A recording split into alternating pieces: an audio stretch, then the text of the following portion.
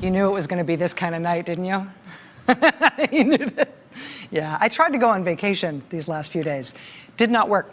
I have questions. I have lots of questions based on the Barr report, some of which I think will be answered if and when we finally get Robert Mueller's report.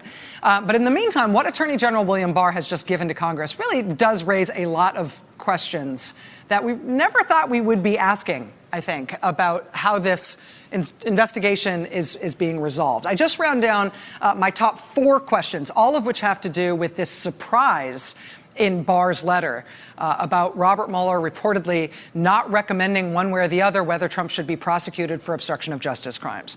We are about to have here on set a former very senior national security official who was involved in the early stages of this matter within the Justice Department. He is here tonight because he has some things he has to say, some things he wants to say about this part of what William Barr is doing here and how this investigation is resolving. So I'm eager to talk to him.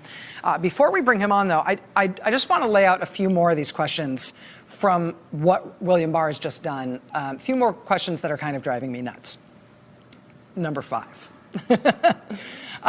What does it mean when Barr says he had to consult with the Office of Legal Counsel at the Justice Department before he made this declaration about President Trump not committing any crimes when it came to obstruction of justice? Office of Legal Counsel is like the lawyer's office for the Justice Department. They deal with big policy issues for the Justice Department and big, difficult, complicated legal issues that might not otherwise show themselves clearly to the Justice Department in terms of how the department should wend its way through a difficult maze.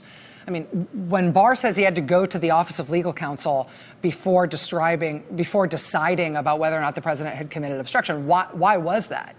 I mean, did he determine that the president definitely didn't commit any crimes when it came to obstruction of justice on the basis of the factual descriptions Mueller gave him of President Trump's behavior? Or did Barr have to go to the Office of Legal Counsel on that matter? Because instead he based his determination that the president hadn't committed any crimes on his own legal theory, which he laid out to the White House months ago in that confidential memo in which he said that a president inherently cannot commit obstruction of justice just because he's president of the United States. I mean, Barr has said that he has a legal theory that a president can't commit obstruction. He also says this president didn't commit obstruction. Well, did he decide that based on the president's inherent existence as president, or did he decide that based on the facts? Is that why he needed to talk to the OLC about this determination? Because it's based on his own legal theory, an esoteric one at that, or is it based on the facts of the president's behavior? Question number 5. Question number 6. What's going to be briefed to the intelligence committees and or the so-called Gang of 8 in Congress, the congressional leadership of both houses and the leadership of the intelligence committees, when it comes to Mueller's findings? What are they going to get? I mean, remember, this was partly a criminal investigation by Robert Mueller, but it was partly a counterintelligence investigation, too. Does the counterintelligence investigation, the counterintelligence part of what Mueller looked into, does that deal with the question, does that answer the question of whether anyone in the Trump campaign or the Trump administration was under the influence of a foreign adversary? I mean, that's not exactly the same thing as colluding with them to influence the 2016 election. If you're under the influence of a foreign adversary, that's not necessarily a crime, and it may not relate at all to Russia's interference in the 2016 election. But if there are people in the administration or if there were people in the campaign who were operating under the influence of a foreign adversary, that would definitely be important for us to know as a people. Especially if those people operating under the influence of a foreign adversary have got really, really big jobs in the government. It'd be good to know that. I mean, we learned not long ago that one of the open investigations Robert Mueller inherited as part of his remit as special counsel was an FBI counterintelligence investigation into President Trump himself. A counterintelligence investigation into whether or not President Trump himself was under the influence of a foreign adversary. Did Mueller close out that part of his investigation as well? Will that be briefed to congressional leadership? Will that be briefed to the intelligence committees? Will that be briefed to Congress more broadly or to us? Question number 7. Was there a full determination? Was there a full investigation of Trump's intent regarding obstruction? William Barr says the determination he came to that Trump couldn't be charged for obstruction of justice was based in part on the special counsel's conclusion that, quote, the evidence does not establish that the president was involved in an underlying crime related to Russian election interference. Barr says, quote, while not determinative, the absence of such evidence bears upon the president's intent with respect to obstruction. Well, was there a full investigation of the president's intent when it came to obstruction of justice? One of the ways you try to get at intent is by asking people questions. We know the president never came in for an interview.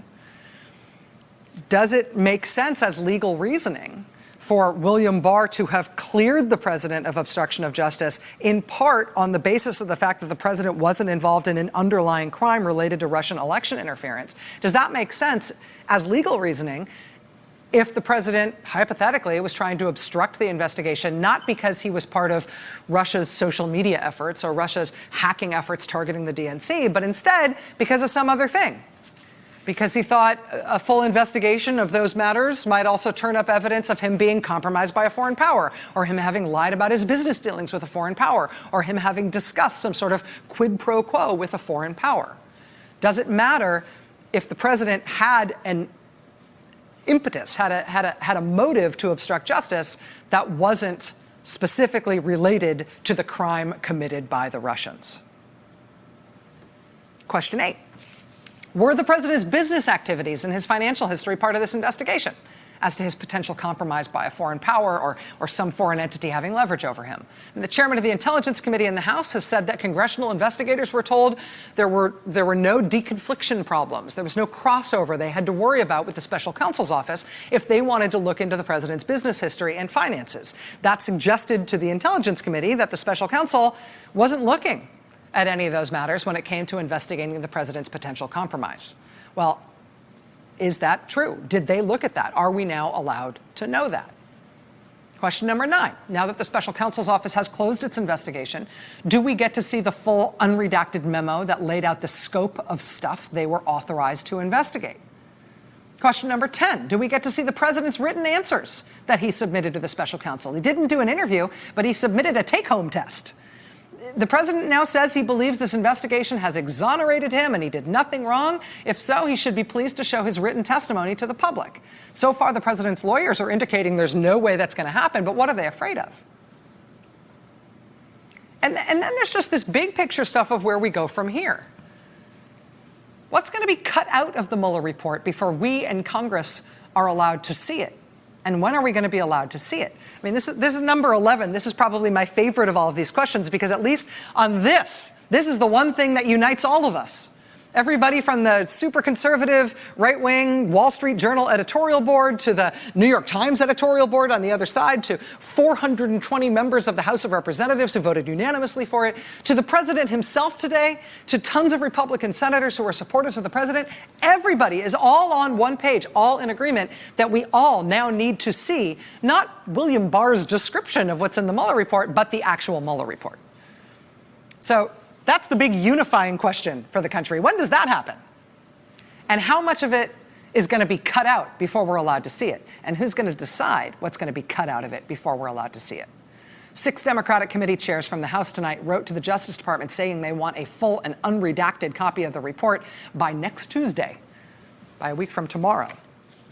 We shall see, but it's worth noting that the president has called for it to be fully released. Number 12. Will Mueller testify to Congress? Will the Justice Department allow him to testify if Congress asks him to be there or if they subpoena him to be there? If the Justice Department tries to block Robert Mueller from testifying and answering questions about his investigation, how will that be adjudicated and how long will it take to get a resolution? Question 13. Can Democrats in Congress get the underlying evidence from Mueller's investigation in addition to the Mueller report itself? Remember all those truckloads of evidence, those van loads of evidence that the Ken Starr investigation drove up to Capitol Hill to accompany that sordid written report that the Starr investigation did about Bill Clinton? Will this Congress get access to the underlying evidence too? Or just the report? Or worse than that, just the redacted report? Or worse even than that, just William Barr's assertions about what the report might say? 14. In real terms, not just in technical law school textbook ideal world situation, but in real terms, does the dissolution of the special counsel's office now have knock-on effects for the other investigations that have derived from their work? Right? It's a long list. There's a lot of people still awaiting sentencing. There's a couple of trials that are still on deck. There's a whole bunch of pending investigations, at least publicly reported, from the U.S. Attorney's Office in the Southern District of New York and in Los Angeles and in the Eastern District of New York and the Eastern District of Virginia, in the D.C. U.S. Attorney's Office, not to mention the New York State investigations and the inaugural committee investigations that have started in the offices of New Jersey's Attorney General and the D.C. Attorney General. I mean, does the dissolution of the special counsel's office have knock-on effects on the conduct of those investigations? Does the investigation collected by the special counsel that may relate or help all of those other investigations, does that all get preserved and shared, and who will make those decisions? And just one last one. While we are on the subject of ideal versus real, while we are on the subject of pie in the sky or real-world circumstances, when it comes to the bottom line for this moment in American history, when it comes to the bottom line that we have just been through a remarkable thing, we have been through a circumstance in which a hostile foreign adversary launched a complex and sophisticated attack to interfere with our presidential election so they could help get their favored candidate into the White House, and he, in fact, got into the White House. When it comes to that bottom line, now that President Trump is praising Robert Mueller as an honorable man, and talking about what a great country this is and expressing such great satisfaction with what Barr says are the findings of Mueller's report, does this mean that President Trump agrees with Mueller's findings about Russia attacking our election? Can we expect President Trump and the Trump White House to finally accept the underlying factual record that Russia did, in fact, attack us? And you don't do that to another country because you're their friend? I know, I'm just getting crazy. But the Barr report has given us just this whirlwind of questions. I mean, the Mueller report, if and when we see it, should answer most of them. But tick-tock, how long do we have to wait? Stay with us. Hey there, I'm Chris Hayes from MSNBC. Thanks for watching MSNBC on YouTube. If you want to keep up to date with the videos we're putting out, you can click subscribe just below me or click over on this list to see lots of other great videos.